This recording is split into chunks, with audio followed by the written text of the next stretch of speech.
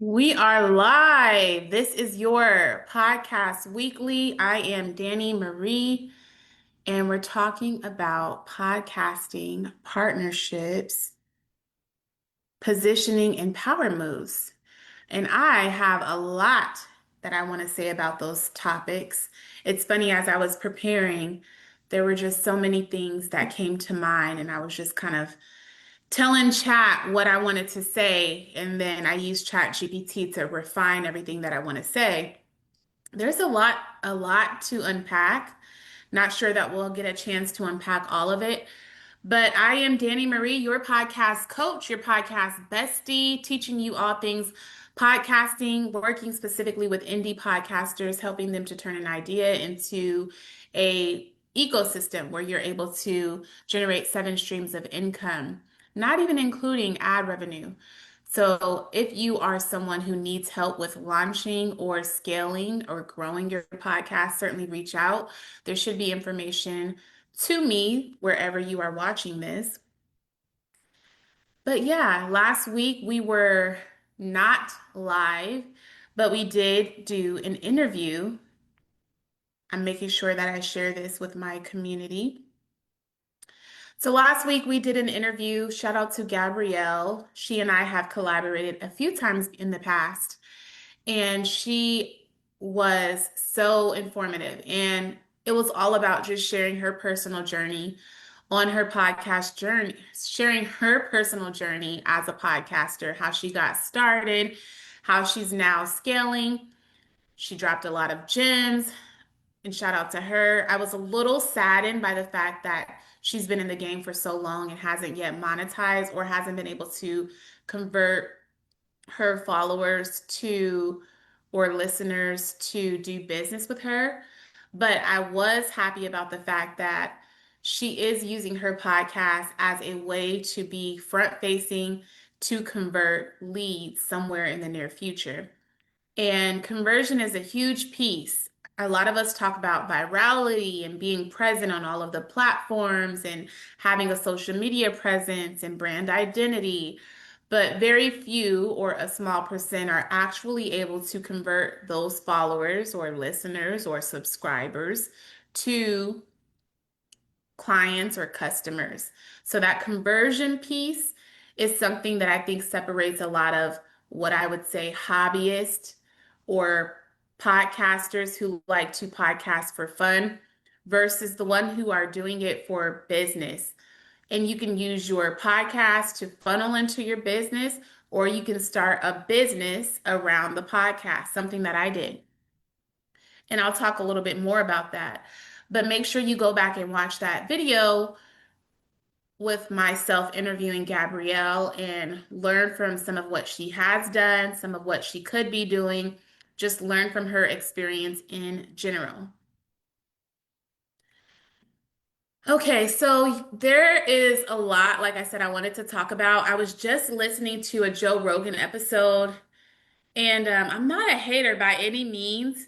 And I know there's a lot that I can do to improve, and I think we should all be improving every day.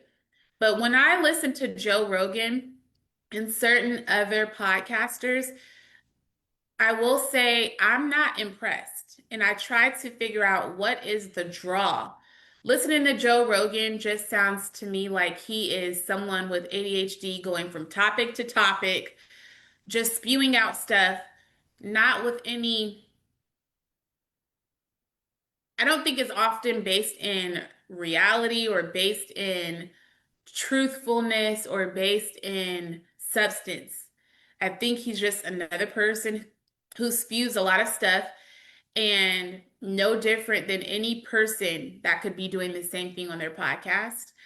And it's not to bash Joe Rogan, and he could care less. I mean, he's making a lot of money, he's the top person. But what it does signify to me and what it signals is you could too be doing the same thing. And it was just the fact that Joe Rogan, when he started early. So, what does it mean to be an early adopter? And also, when he started, he did already come from, I believe, the real world, not even real world, but he came from the reality TV. And then I think he was a UFC fighter. And so he already had a brand identity. And that was something he was able to parlay into a podcast. So, what does it mean to build up a brand identity? What does it mean to have a social media presence?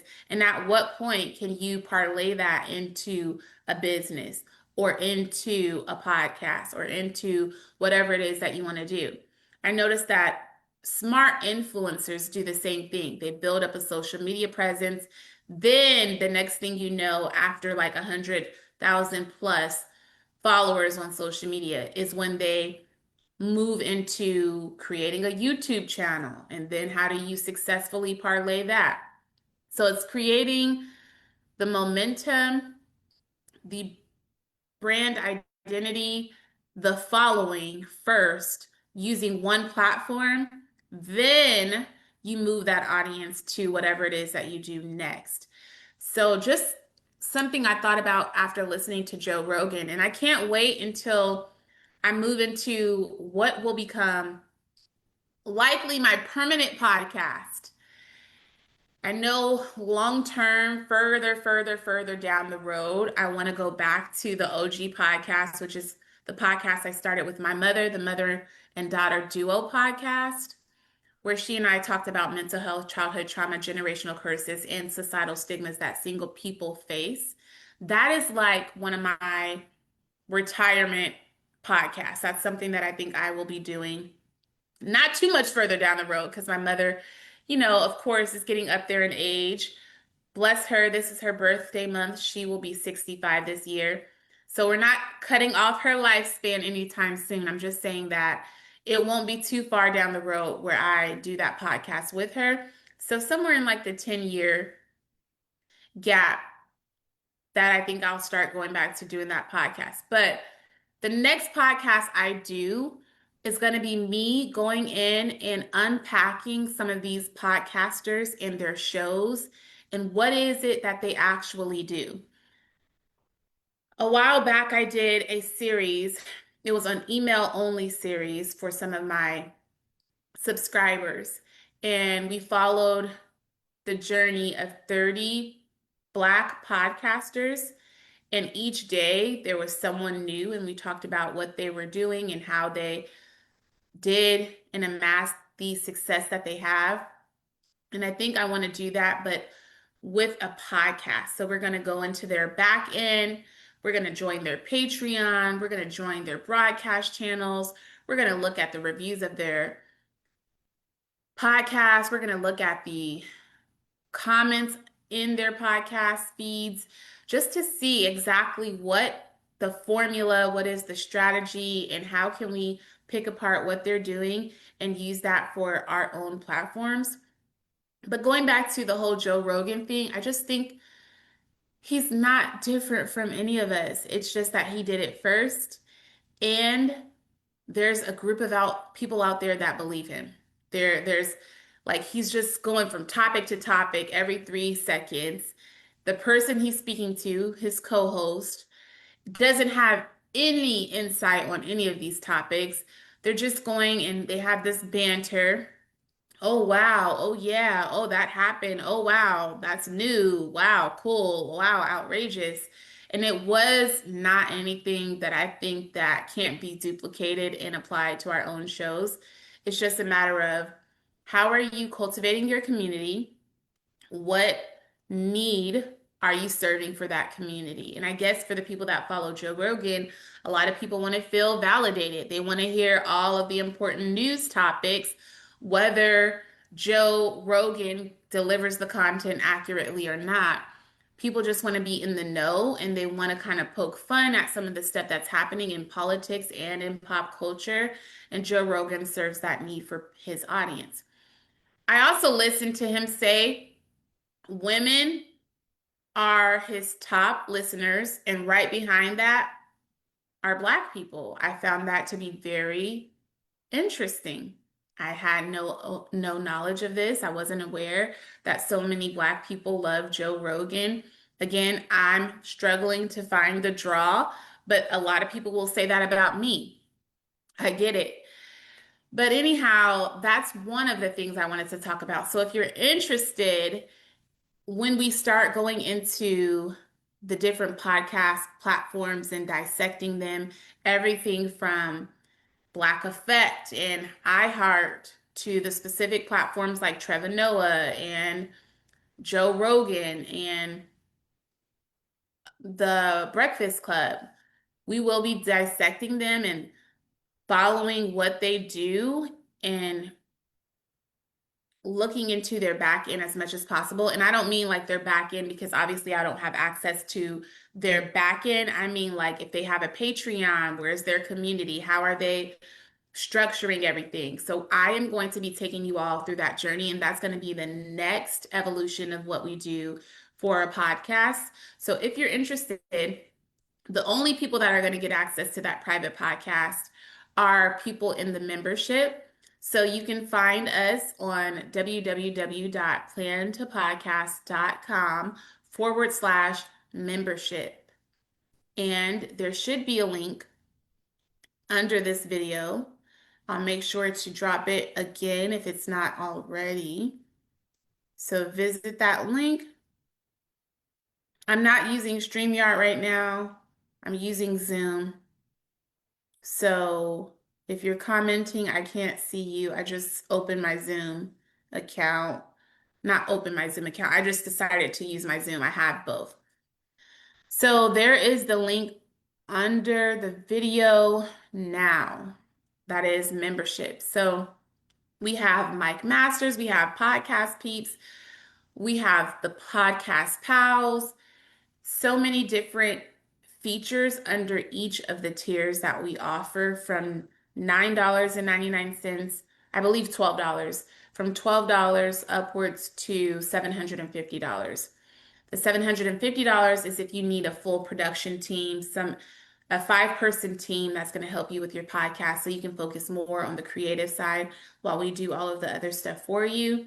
That is Podcast Pals versus something as minimal as $12 where we just check in with each other a few times out of the month.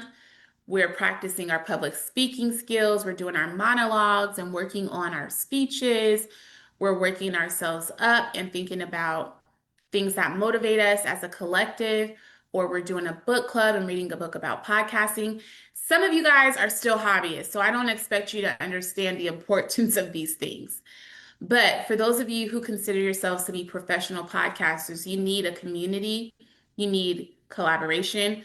Even in collaboration, joining in, doing audits of each other's podcasts together, or everyone doing a podcast drop. So on your feed, you can be promoting my podcast, and on my feed, I can be promoting your podcast, and that helps us all. Or when we all watch each other's podcasts in the social audio room, we all can be leaving a comment under that post to help someone else, with their ratings and their reviews and moving up to the top of the algorithm. So those are the points and reasons why you would join as a member. Otherwise, feel free to take in some of this free content where we share it in our community podcasting support for indie podcasters, or whenever I do this pod weekly. So that's where I show up to do the free stuff. But if you're looking for more opportunities to connect, for a group of people to help hold you accountable, for frequent Q&A sessions from someone who coaches and works with people on a consistent basis, that would be the reason for joining the membership. We give you the full breakdown of what that looks like tier by tier if you visit that link, which is plantopodcast.com/memberships.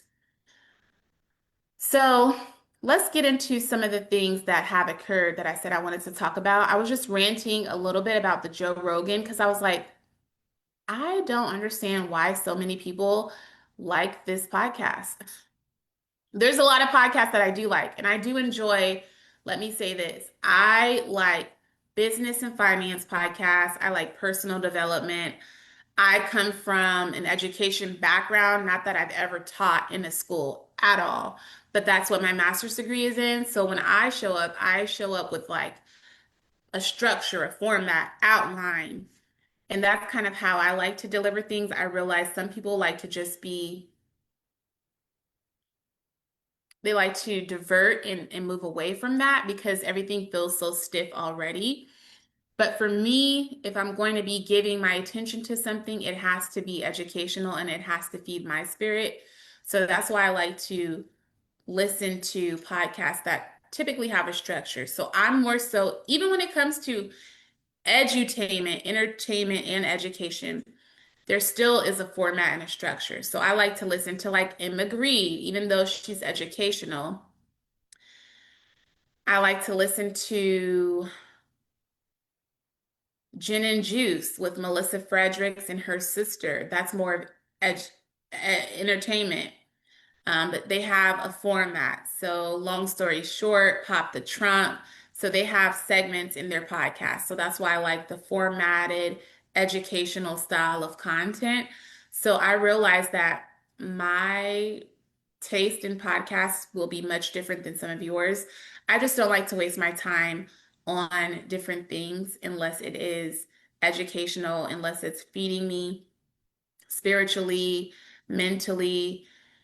And so I don't understand the draw for like a Joe Rogan, but he is the top 1% of podcasters. And so he obviously is serving an audience. Um, but that's just a little bit about me. So let's go back to typically when I do Pod Weekly, I like to do a vocabulary word. Again, we're talking all things podcasting. So the vocabulary word typically aligns with something that helps educate you as a podcaster. But this one, I think everybody is very in the know about. I think collaboration and partnerships are keywords that we hear often. But I really want you to understand again the difference between a hobbyist podcaster versus a professional podcaster. A lot of you guys are still in the hobbyist category. No shade, but it is what it is. And so when you think collaboration versus partnership, I'd be curious to hear in the comments your thoughts about this. But when I think about collaboration, I think it typically means something like sharing guest spots on each other's podcasts. You be a guest on my podcast, I'll be a guest on yours, or shouting out a podcast. About a year ago, I had another intimate community. This is where Mike Masters generated from. It was a small group of us calling ourselves Mike Masters, coined by myself. And we would all do little shorts about each other's podcasts. So that's what I think about when I think of the word collaboration. Shouting out your podcast, you shouting out my podcast. I'll throw that up on my platform, you throw that up on your platform. Or like with one of my podcast platforms that I recommend to my clients, Red Circle, they have a community space where I can see the whole listserv of different podcasters and I can reach out to them and say, would you like to collaborate? Those are the things that I think about when I think of collaboration. Casual mentions, shout outs, guest swaps. Great for exposure, but it's not always sustainable. Those are kind of like fly by night type of things versus a partnership. Partnership involves exchange of value.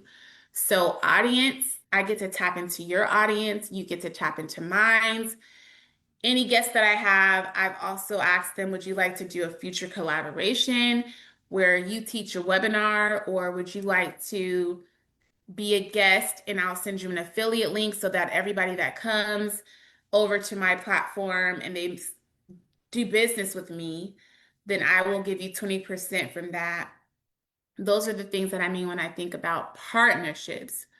It is strategic alignment with a brand or other creators or organizations. So examples are brand sponsorships. And it doesn't mean that there's a monetary exchange. It doesn't mean that there's money being exchanged all of the time. But a brand partnership could be you are a great brand on your own. What would it look like if we joined forces? And for example, I recently spoke to a business in Atlanta because I know that I want to do business in Atlanta around the same time as the Black Effect Podcast Network. So I reached out to a few businesses and I said, hey, would you mind collaborating with me or sponsoring me? And so that is what I think about for a partnership. Though you might not necessarily get money, you're both putting in equal effort, equal value with a common goal and a shared interest that will result in more exposure or monetary gain. Co-hosted live events or panels, affiliate campaigns or promotion codes, cross-platform content, including YouTube, newsletters, social audio, joint products, or even launches. That is the difference between, hey, let's collaborate and let's do a podcast together versus, hey, let's do business. A lot of you guys are still stuck on let's co-host and collaborate, and nothing is coming of that person coming on your podcast, and nothing's coming up for you to do that for their platform either. Again, it's fun, but what's next? How does that help you in the long run? Besides, you are on their platform to hopefully gain a new follower. But even if you don't have a strong call to action, so let's say you're on Joe Schmo's podcast, just because you're collaborating, did you do a call to action? Did you ever create anything like a free guide or something that their audience can actually look into after you're no longer on the podcast? So that is the difference again between what I find to be a hobbyist versus a professional. And I guess the takeaway for me when it comes to partnerships, positioning, and power moves is it's okay to start off collaborating, or it's okay to collaborate, but there should be a hybrid approach. There should be both. You should be doing both. You should be collaborating, and then you should be working on partnerships. And the way I see it in my mind is a collaboration is with someone maybe who's just getting started, or someone who just those one-off situations. But then the next thing that you work on together should be moving towards how can we make this a partnership? How can we make this long term? So I always try to think about it that way. Even when it comes to like my private community, who I like to call the podcast peeps, we collaborate all of the time. We're collaborating every Saturday, exchanging ideas, watching YouTube videos, sharing each other's podcasts, talking about the wins and woes of podcasting, but then also we're turning that into tangible things, whether that is our ebook that we create, or now we're trying to think about what about doing a group project like a anthology together, something that people could actually pay for that helps all of us. So after once or twice of working with someone and collaborating, maybe you decide that the next step, the next stage moves you into something like a partnership with that person. Another example, who I have as a co-host now, Mr. Aaron Goins. Back in October, I believe, of 2024, I invited him to be a guest on my podcast at that time called Talk Tacoma. And then from that, hold on, let me make sure of one more thing, because here I am just talking.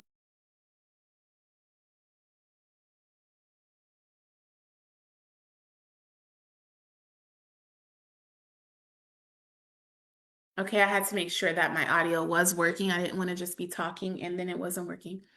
So I had Aaron Goins on Talk Tacoma back in October of 2024. And then a year later, we are business partners. And that means we have the business license. We're working on the trademark. He has the things that he does well that contributes to the evolution of the podcast. I have the things that I do well that are contributing to the evolution of the podcast. And we're partners. We are in a partnership, not just a co host on paper and on the podcast. Everything is backed by agreements, licenses, and trademarks. That is a partnership. So sometimes I get these requests to be a collaborator or a guest on someone's podcast. And in my mind, I've kind of gotten to the stage where it has to make sense. I no longer want to just be a guest. But if I have something that I'm pitching, some type of guide, a webinar, or if I can see that there's future alignment, like by guesting on your podcast, I can see us working together multiple times over. Those are the reasons why I will now say yes to a collaboration. If I can see that there's a future partnership in some capacity. We just spoke with another company early this morning who's been seeing some of my work and has asked me to do another event in Atlanta. Now, that's all tentatively speaking, but that is what is to be considered a partnership. This business is aligning with my business, and we're going to be doing more business together. And it's an equal partnership because provided they do what they do well and I do what I do well, and we have a nice synergy, it can be a huge success that helps the both of us. That is a partnership. So, again, to distinguish the hobbyists from the professional podcasters, I think about the collaboration versus partnership piece. And I want you all to start thinking about it in the same way. And even if you don't mind collaborating, I think that's a small win. The question you should ask yourself is, what could this grow and evolve into? And if there is no answer, then you should second guess being on someone's platform or collaborating with them unless it makes absolute sense. And again, even if it's something as little as, okay, well, I have a guide or I have a webinar coming up. So therefore, yes, I would love to be a guest on your podcast because I'm going to pitch that thing. And here's another thing. A lot of guests who are on your podcast, they have the wrong idea about what that looks like. So a lot of people are tapping into your audience. They want to pitch their book, they want to pitch their product, they want to pitch their webinar. They don't want to pay, but they want to tap into your audience to make money from their appearance on your platform, and you charge them nothing. At the very least, you should be saying, hey, if you don't want to pay me up front, out of pocket, out the gate, then can I get an affiliate code? So anyone from my audience that purchases that book or joins your webinar and converts over as a client, I should be getting some type of referral fee for 20% because we're all putting in the effort to host them, to pay for the platforms, putting money into the production. It should be some reciprocity. So, again, another thing to think about when it comes to that vocabulary word, partnerships versus collaboration. And I want you all to do some studying, do your own research, do your due diligence to make sure you have the right understanding of a collaboration versus a partnership. Now, next thing I want to talk about positioning, reading the industry. So, I just found out earlier today, last month, the biggest, and this could be true or false, I only cited one source, which was podnews.net. And I found out McDonald's paid out, I believe, $5 million in advertising on podcasts. Let me just check that one more time. I have to. Let me just check that one more time. McDonald's paid $5 million in advertising last month.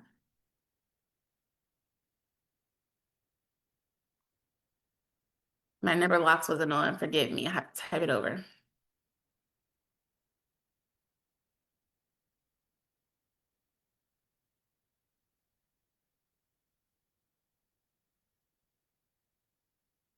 I'm looking.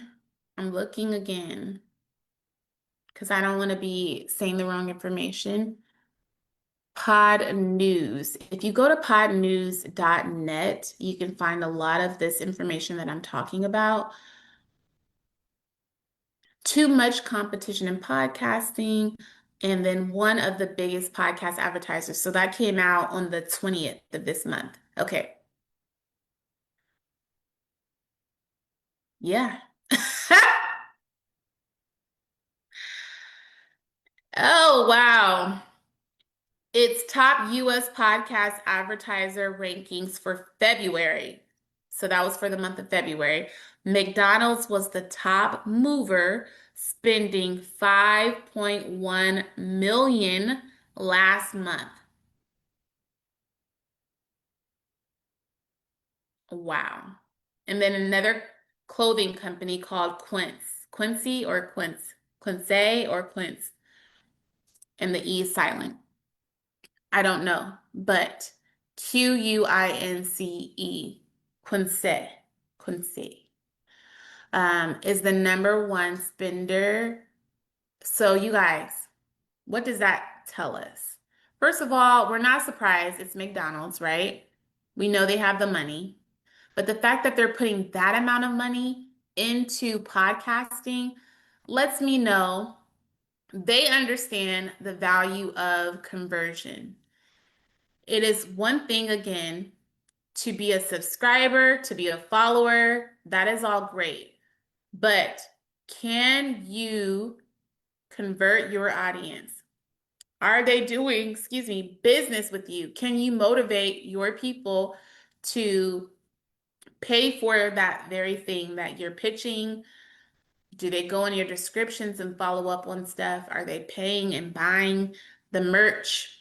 By the way, we do have merch on our website, plantapodcast.com. So again, another reason why you need to visit.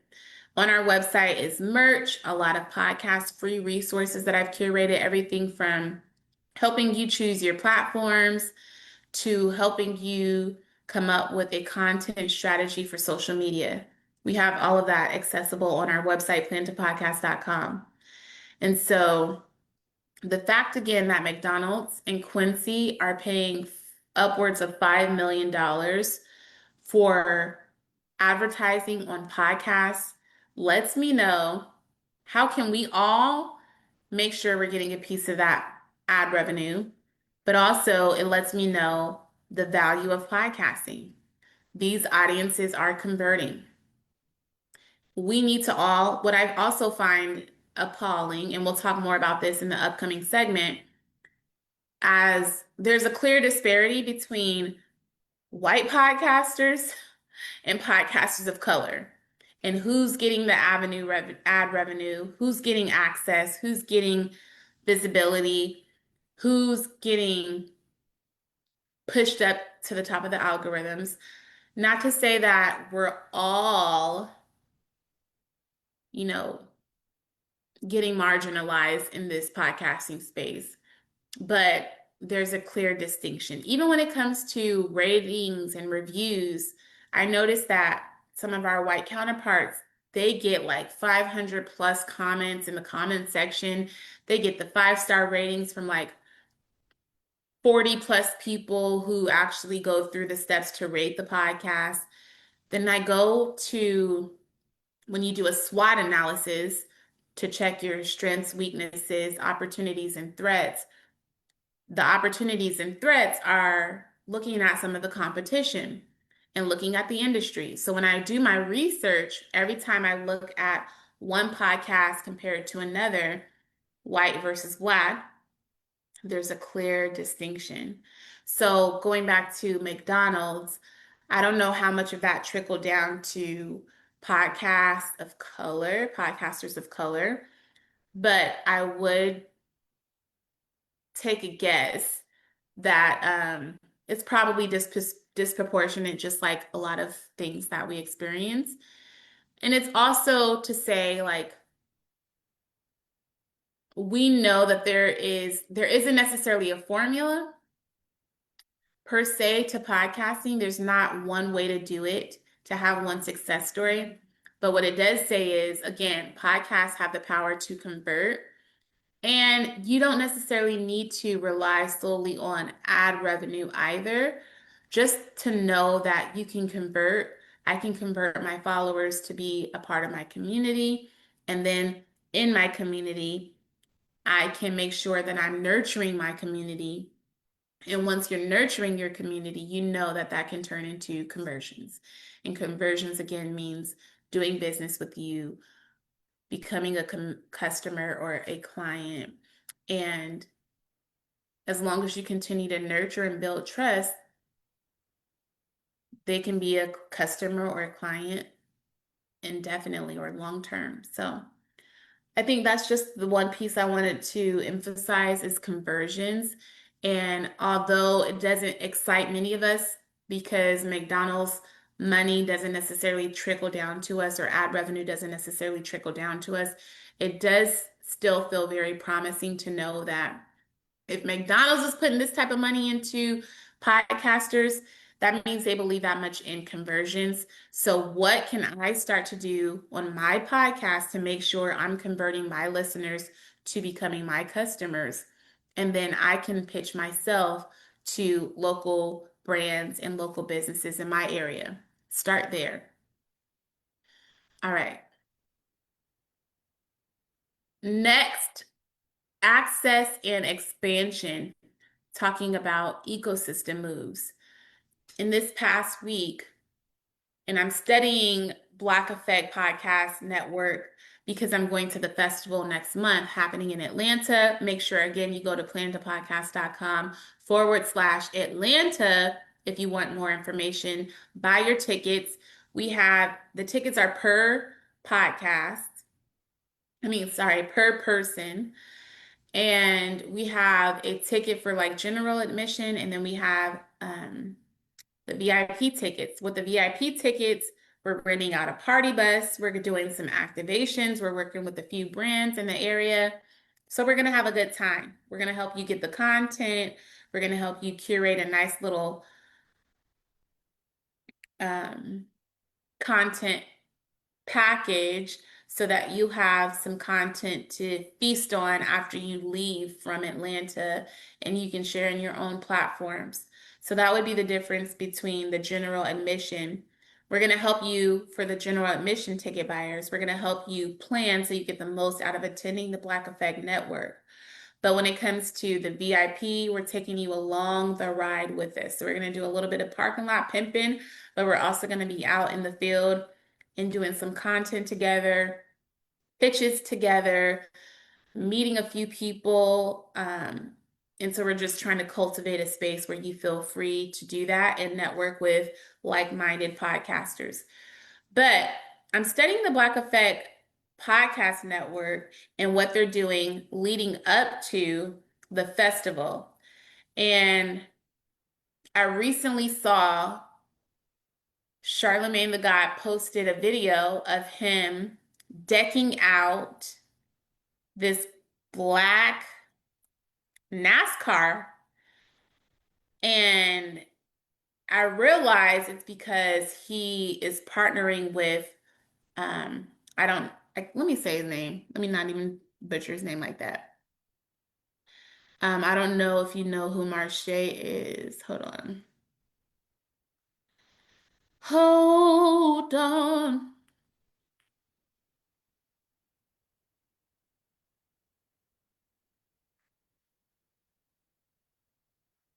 I don't want to mispronounce bro's name, but he's a young black NASCAR racer, and he's newer in the game. And he's now been brought on and being endorsed by the Black Effect Network. So Black Effect Network is no longer just about podcasting, but now it's about, all right, how can we market the festival? How can we practice what we preach because we are for communities of color. Raha Karuth, Raha Karuth, or Raja Karuth. I know I'm butchering that. So he is teaming up with Charlemagne and the Black Effect podcast network to bring major culture shift to Darlington. So Raha Karuth and the Black Effect Podcast Network have joined forces for a partnership that brings culture and representation to NASCAR. And again, I'm looking at it thinking about, wow, that was great strategic marketing because we know the festival is coming up in April. So this is another way to promote that and get people excited. But it's also putting your money where your mouth is.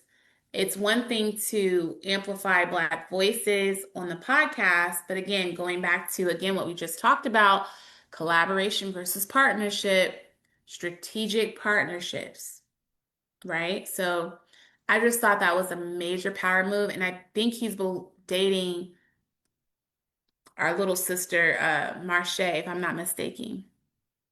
So love that for them, love that for us.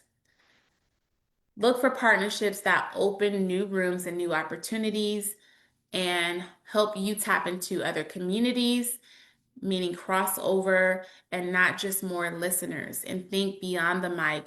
Think about events, merch, activations, affiliate marketing. Some of you guys don't even know what any of that stuff is, hence why we also try to give you one vocabulary word each time we do these podcast weekly moments, because a lot of you guys are saying you're podcasters, but a lot of you guys, there's no breadcrumbs that prove that. That's another thing, going off on a tangent again. I was on LinkedIn the other day, and I'm building my audience there too. And there was a lot of people in the comments upset about the fact that a guy made a comment saying that the number one podcast platform is not Apple and it's not Spotify, it's actually YouTube, which is true. But a lot of people in the comments were like, false, negative. First of all, you'll have a lot of people who don't even know what they're talking about in your comments. You have to be able to stand on principle and you have to know what you're talking about. The truth is, YouTube is easily becoming the number one podcast platform. Many people don't even know that YouTube now has an RSS feed. I don't know the last time you guys checked, but YouTube has an RSS feed, a community tab. You can add your course there now. It's a little different. You can't necessarily add your course, but you can turn your podcast episodes. You can create a playlist that will go under the course tab on YouTube now. So there's a lot of moving parts on YouTube that I think people are not privy to. And so the amount of people that were under his comments that were saying false, that YouTube is not a podcast platform, were incorrect. They have not done their own due diligence. They don't know what they're talking about. They don't know their research. And a lot of people feel like video is not podcasting. And I will say streaming without an RSS feed is not podcasting. But if you have your podcast and you have an RSS feed and you're using YouTube and the RSS feed on YouTube, then yes, regardless if it's a video podcast or not, which is now coined as podcasting, you are a podcaster. Again, it's one thing to be live on Facebook and it goes nowhere else. It just full stop. You're just live. That's different. Live streaming just on social media is not the same thing as podcasting. I agree. But when you have an RSS, again, that was like one of the first vocabulary words that we talked about. Real simple syndication. When you have an RSS feed, then you are a podcaster. And if you go on YouTube, you can move your RSS feed to YouTube or you can create a new one. Same thing with Substack now. And so all of these platforms are growing and changing very quickly. You have to make sure that you are in the know and you know what you're talking about and that you're not getting left behind. Because there was a lot of people in his comments on LinkedIn that were telling him what he said was fundamentally ignorant, woefully ignorant. And those were the people that were wrong. And so that's again why we all are now fake news is everywhere because we're not fact checking, we're not going back and doing our own research and due diligence. So it's not enough for you to say, this is wrong and you're not correct. You need to be able to back that up. And if you know you didn't do no research, you should just be quiet. If you know you don't know any better, be quiet. So yeah, those people who believe video or vodcasting is not podcasting, if you haven't checked, the landscape, the industry is changing rather quickly. And soon the conversation won't even be about video versus audio anymore. Now it's going to be AI. And can you have an avatar, a fake person, be a podcaster?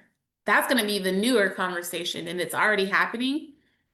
So everyone who's still stuck on video is not considered a podcast, you are already behind. So you should just be quiet. But yeah, that's another conversation and another tangent about do you guys let me know in the comments think that video is considered podcasting or not? I would love to hear your thoughts because I know that's a strong talking point right now. A lot of people have a strong opinions about that, especially those podcasters who came like 10 plus years ago into the industry. They're tried and true podcasters who feel as though many of them, not all, but many of them feel like audio is still king and reigns supreme, which is true. And that is the standard of podcasting. Some of them feel like these new people who are doing podcasting now are just tainting the industry. And I think that is very polarizing and jaded thinking.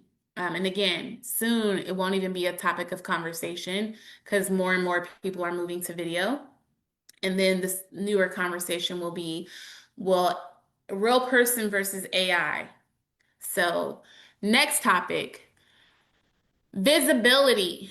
Don't wait for recognition. This is a conversation that came up in my podcast peers group on Saturday. So we meet every Saturday morning, 7 a.m. Pacific Standard Time for me, 10 a.m. Eastern Standard Time. And we talked a little bit about our Atlanta activation happening in April. Then we talked about, because we have someone in our community who has physical disabilities, he's in a wheelchair. I know there's the ones that we can see, the disabilities we can see, and the disabilities we cannot see, which we should equally show our respect to. But then at the latter half of the conversation, we talked a lot about recognition and what does that look like for communities of color who are in the media space and awards in particular. Like we don't put our name in the hat for recognition. We don't pay to be recognized by some of these awards platforms like um, the Weeby Awards. I think it's $400 entry for each category. Some of us are like, I would never do that. And some of us were like, that's the only way you're going to get to the next level. You're going to cross over the threshold. You need visibility. So go back. You can go to our website or you can comment the word podcast peeps. And I will send you the link to our most recent blog with the replay of that conversation. But I do want to bring up the topic iHeart Radio Podcast Awards. So I watched the awards show. I hosted a live watch party. Or no, I didn't. I was just reviewing it live on Facebook. And I think that is still up if you're a member of our podcast group. But it was just so lackluster, the awards show. So some of the people that won, I can't even mention to you, besides Jay Shetty. I've already forgotten some of the names. Again, go back and revisit the live of me talking about that. But the energy was lackluster. Will Ferrell came out. His comedy was just so stale. Even though I love Will Ferrell in other spaces, I hated him for the iHeartRadio Podcast Awards. And then everyone was, there were like maybe a few people that were announced that were people of color. The other, of course, it was disproportionately white people. And nothing against white people. It's just, again, it reminded me of what the world would look like without black people, without people of color. Just bleh, for lack of better words. Um, they're not laughing at the jokes. They're sitting in the audience. They're looking like stiff. There isn't a lot of diversity. You did have a few women that won. So there's diversity between men and female. But in terms of persons of color, communities of color, and Pacific Islander, Asian, Black, it doesn't just mean Black people, but more communities of color. There should be a bigger presence of us at these things, and there just is not. So again, visibility, not waiting to be recognized, but creating a lane for yourself. So even if it's not the iHeartRadio Podcast Awards, you should still be working on ways for you to make sure you're visible by participating in things like the Weeby Awards or what other awards. There's NAACP and everybody else. So, are you doing your own research and your due diligence again to make sure that you are still getting visibility and you're not being drowned out by all of the other competitors out there? Or are you content with just doing what you do, your little 1-2, and working within your local community, and working on nurturing your following? Some people are more, I'm more of the latter. I'm more interested in finding my own community. If I was going to win an award, it would be probably for social impact with communities of color. Like, how am I bringing more people into the fold? How am I helping amplify more podcasters and their voices? How am I building other platforms to see other people win? That would probably be what I get an award for. It's not going to be the content. And I never aspired toward the content. I'm doing a podcast because I have a bigger agenda. The bigger agenda is I should see more communities of color, more people with podcasts that are helping move the needle. So it's not podcasts that are talking about the same boring topics. Relationship topics are huge, but to me, it's a little oversaturated and a little overrated, especially if there's no end goal. I'm more so interested in how can we help provide information to people to help them get out of their current circumstances? Or how can we make sure that even though there are people who are trying to erase history, that we still build media platforms? If you don't know, we're also under attack when it comes to our media outlets. Just like last week, we heard news about Paramount. I mean, I'm not going to get into the weeds of it because I don't have all of the information, but BET was basically just bought out. So Tyler Perry was just basically bought out and BET was just bought out.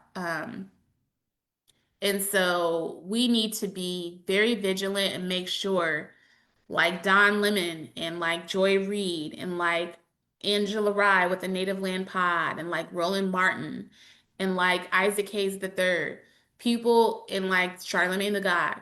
We know that at the very least, they are working on amplifying more Black voices and penetrating this media space because we need to make sure we have a place to go to when our history gets erased or when there's only one side of the story being shared or told. We need to have a space where we can go to get correct information, truthful information, and information that relates to us. And therefore, I'm working hard to make sure I'm doing my part by cultivating my community, amplifying my community voices, and helping them move forward. So it's not so much I'm focused on having conversations about podcasting per se. That's one part of it. The bigger goal is educating you as much as I can about podcasting because we need more Black media. The reality check and what I'm going to end with today. Ask yourself as a podcaster, are you consistent in production and promotion? Are you monetizing your audience in some form? Are you strategically collaborating to grow your platform? If the answer is no to any one of those, you're not failing, you're just not playing at the next level. You can level up by shifting from being a podcaster to a podcast business owner. And you can start with joining one of our memberships. Because again, this does not happen in isolation. Because at the end of the day, you need people to listen, people to amplify what you're already doing. So if you don't have systems in place, if you don't have an ecosystem, if you don't have a funnel, if you don't have a community, you are still playing. You're still playing. It's just a hobby for you. It's just fun, and I respect that. But if you're trying to turn this up a notch and move into the next level, if you want to see yourself do more, if you want to evolve as a podcaster, then my goal is to help you. And even if I can admit this to you, I've been playing small because I'm only one person. And I've been playing, when I say I've been playing small, it's kind of like I've been on this slow snail's pace. I've been documenting the journey. I've been hosting a lot of webinars. I've been taking notes and inventory to see what the market needs. And so that's research and development that a lot of people don't see, and they would consider I've been playing that small. Whenever I help someone, they're always like, okay, well, what's next? How can I work with you more? And I never have that more for them. Now we're turning it up a notch. Again, more in-person meetups around the country, around the world, more um, meeting privately as a community to talk about how can we continue to help each other, how can we all scale, how can we work as partners to make sure we're growing. And so, again, the first step is join the membership and then meet us in Atlanta. But with that, partnerships open doors, positioning keeps the doors open, and Power Moves helps you get paid and expand your influence. Make sure you follow us on social media, join our group. Again, podcasting for indie podcasters who need the support. Share this with a friend. And yeah, I'll talk to you guys next week. Bye.